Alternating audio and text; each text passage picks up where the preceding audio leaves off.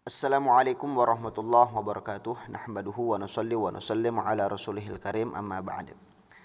Teman-teman semua, kemarin dalam video sebelumnya ketika saya mengupload video tentang pendapat ulama-ulama Wahabi seperti Ibnu Taimiyah dan Syekh Utsaimin yang mengatakan sampainya pahala bacaan Al-Quran kepada si mayit, maka ada orang-orang Wahabi atau beberapa orang Wahabi yang berkomentar. Kata mereka kurang lebihnya begini: mereka itu kan ulama, Syekh Utsaimin, Ibnu Taimiyah itu kan ulama, bisa saja salah bisa benar, pendapatnya bisa diterima dan bisa ditolak.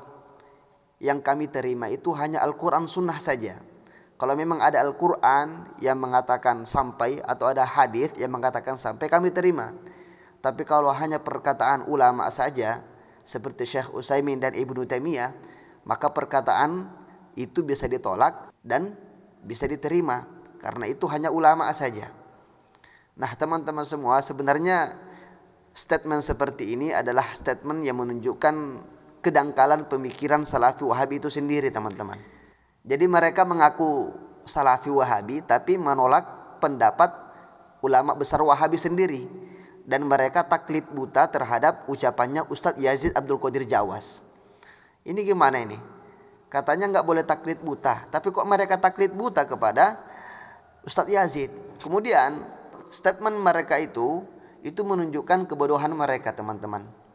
Jadi mereka tidak mau menerima perkataan ulama.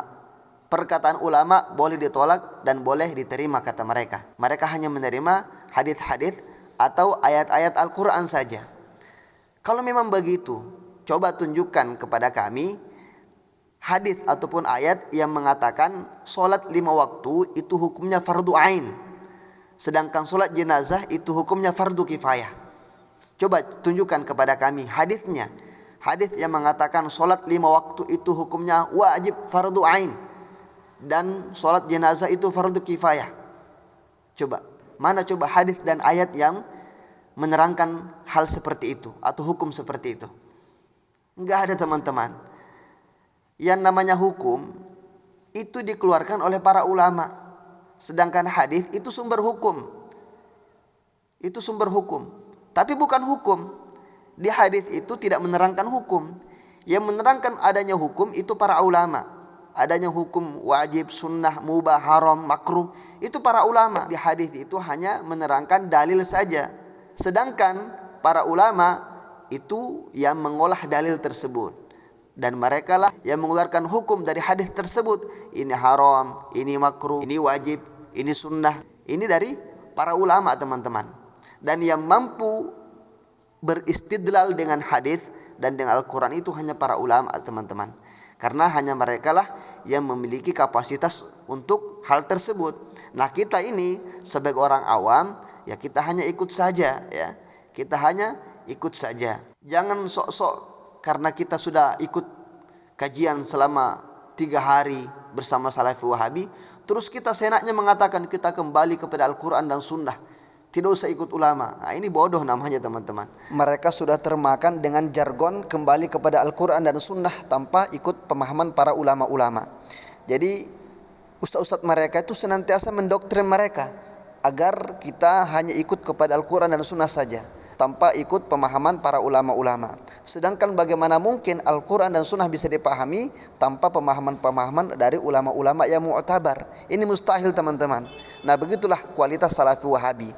Dan ustaz-ustaz mereka pun selalu mendoktrin mereka dengan ajaran yang seperti itu. Termasuk di antara ustaz yang paling sering mendoktrin dengan hal seperti itu adalah almarhum Ustadz Yazid Abdul Qadir Jawas, yang mana beliau senantiasa menyampaikan di depan jamaahnya, kita kembali kepada Al-Quran dan Sunnah. Tidak usah ikut ulama, tidak usah ikut kiai, tidak usah ikut imam. Kita kembali saja kepada Al-Quran dan Sunnah. Nah, ini adalah salah satu doktrin yang sesat dan menyesatkan dari almarhum Ustadz Yazid Abdul Qadir Jawas, teman-teman. Semoga Allah Subhanahu wa taala mengampuni beliau dan senantiasa merahmati beliau dan memberikan tempat yang terbaik untuk beliau. Seandainya mengatakan itu ulama atau 1000 ulama, yang satu tanggung 1000 ulama dengan satu sabda Nabi, bisa nggak mengalahkan 1000 ulama sabda Nabi ini? Nggak bisa. Yang kita ikut siapa? Quran dan sunnah, bukan ulama yang kita ikut. Ini dalam beragama penting. Kalau enggak kita akan terus kata ulama ini begini, kata syekh gini, kata imam ini. Loh, kita beragama ini ikut dalil apa ikut ulama?